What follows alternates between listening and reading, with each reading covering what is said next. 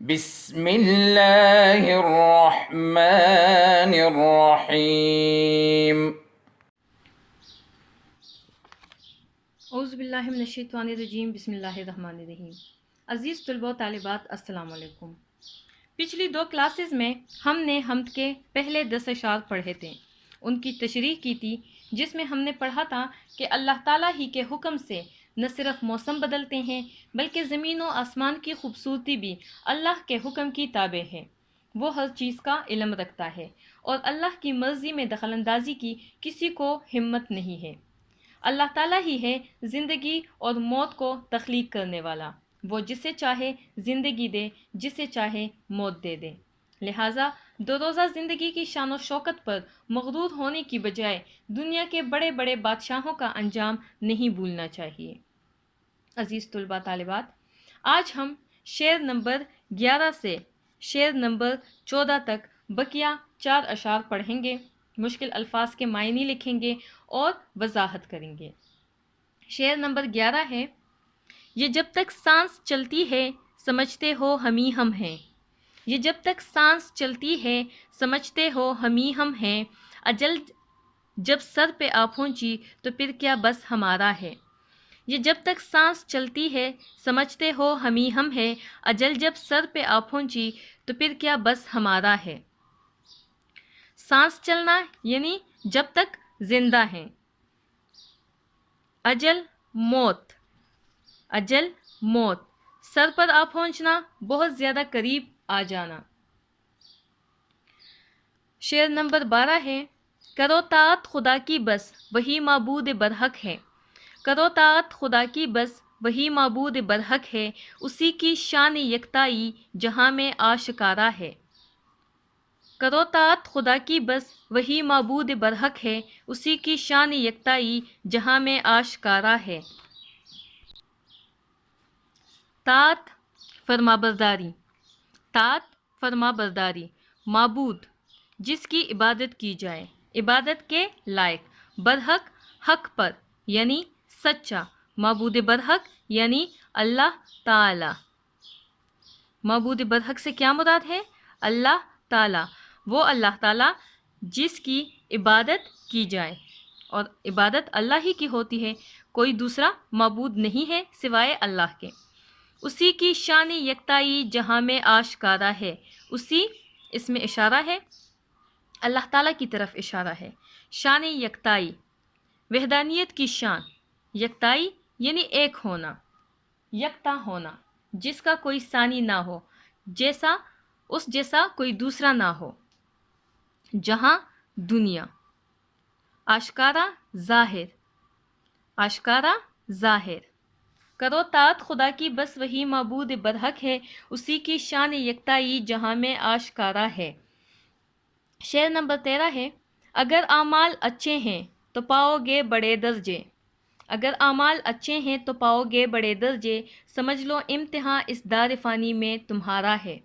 اعمال عمل کی جمع ہے، ہمارے نیک و بد جتنے بھی کام ہوتے ہیں وہ ہمارے اعمال کہلاتے ہیں۔ اعمال عمل کی جمع ہے، ہمارے نیک و بد سارے کام ہمارے اعمال ہیں۔ امتحان آزمائش، امتحان آزمائش، دار فانی ختم ہونے والی دنیا، وہ دنیا جس کو ختم ہونا ہے، یعنی ہماری دنیا۔ شعر نمبر 14 ہے: بزرگوں کا ادب اللہ کا ڈر شرم آنکھوں میں، بزرگوں کا ادب اللہ کا ڈر شرم آنکھوں میں، انہی اوصاف کی نسبت مذاہب میں اشارہ ہے۔ بزرگوں کا ادب، اللہ کا ڈر، شرم آنکھوں میں، انہی اوصاف، اوصاف خوبیاں، اوصاف خوبیاں، نسبت تعلق، نسبت تعلق، مذاہب مذہب کی جمع ہے، مذاہب مذہب کی جمع ہے۔ ہم نے مشکل الفاظ کے معنی بھی پڑھے، چاروں اشعار بھی پڑھے، اب ہم ان 4 اشعار کی تشریح پڑھتے ہیں۔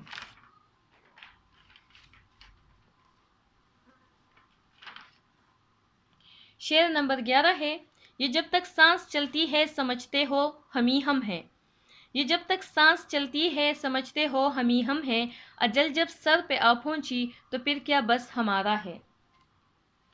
شاعر کے مطابق انسان کی غفلت کی انتہا یہ ہے کہ جب تک وہ زندہ ہے یہی سمجھتا ہے کہ بس وہی اس دنیا میں رہنے والا ہے، سب کچھ وہی ہے اور سب کچھ اسی کا ہے۔ انسان کے غفلت کی انتہا کیا ہے کہ جب تک وہ زندہ ہے وہ یہی سمجھتا ہے کہ بس وہی اس دنیا میں رہنے والا ہے، سب کچھ وہی ہے اور سب کچھ اسی کا ہے۔ مگر جب موت آتی ہے، جب اس کے خاتمے کا وقت آتا ہے، تب انسان کو اندازہ ہوتا ہے کہ اس دنیا میں کچھ بھی اس کا نہیں تھا، نہ ہی یہ دنیا اس کی تھی۔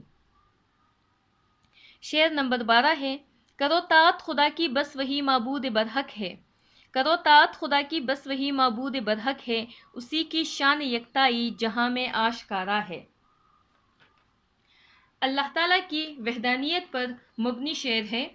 شاعر انسان کو نصیحت کرتا ہے کہ صرف اسی اللہ تعالیٰ کی فرمانبرداری کرو جو سچا معبود ہے، جس کے علاوہ کوئی اور عبادت کے لائق نہیں ہے، جو یکتا ہے، جو واحد ہے اور جو اکیلا ہے اور کوئی اس جیسا نہیں ہے، اور یہ پوری کائنات اس کی وحدانیت کا ثبوت دیتی ہے۔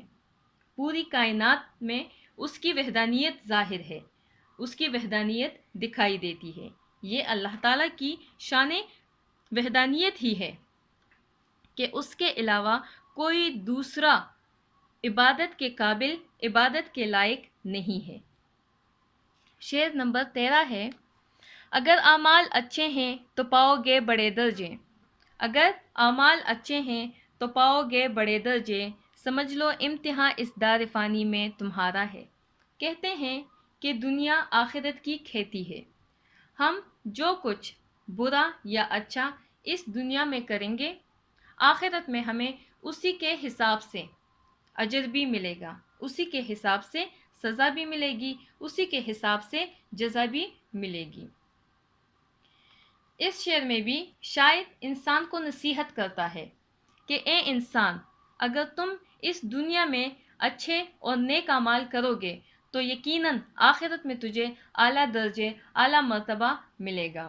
یوں سمجھ لو کہ یہ دنیا ایک امتحان گاہ ہے، اور اس عارضی اور ختم ہونے والی دنیا میں انسان کی پیدائش، انسان کے اعمال ایک آزمائش ہیں، لہٰذا نیک اعمال کرو اور اس امتحان میں کامیابی حاصل کرو۔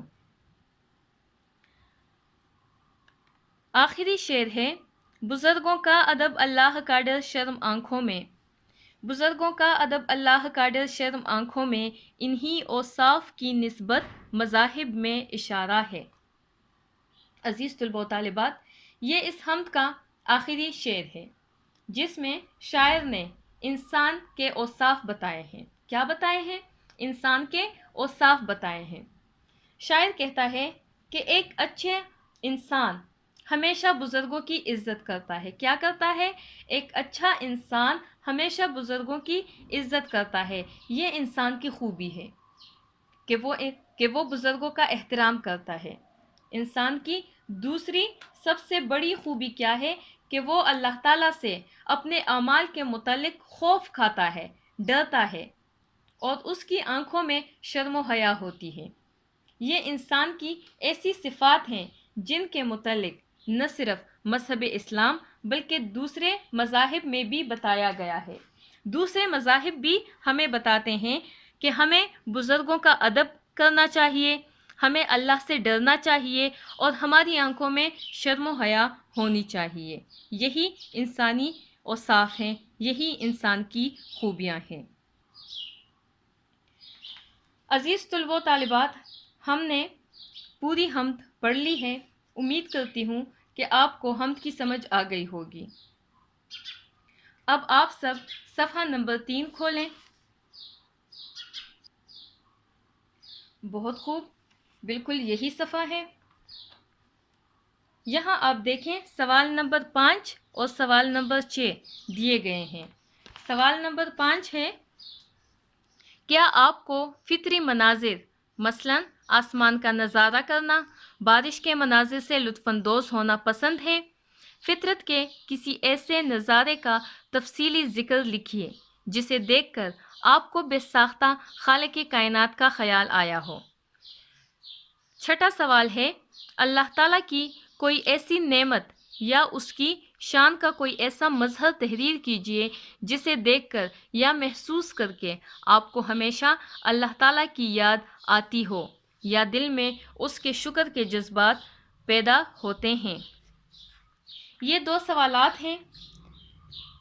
آپ سب نے ان سوالات کے جوابات خود لکھنے کی کوشش کرنی ہے تاکہ مجھے اندازہ ہو سکے کہ آپ سب نے حمد کو کتنا سمجھا ہے۔ یہ آپ کا گھر کا کام ہے۔ اسی کے ساتھ ہماری آج کی کلاس اختتام کو پہنچتی ہے۔ کل انشاءاللہ مشقی سوالات کے ساتھ پھر حاضر ہوں گے۔ تب تک کے لیے اپنا بہت زیادہ خیال رکھیے گا اور مجھے اجازت دیجیے۔ اللہ حافظ۔ اللهم انفعنا بما علمتنا وعلمنا ما ينفعنا وزدنا علما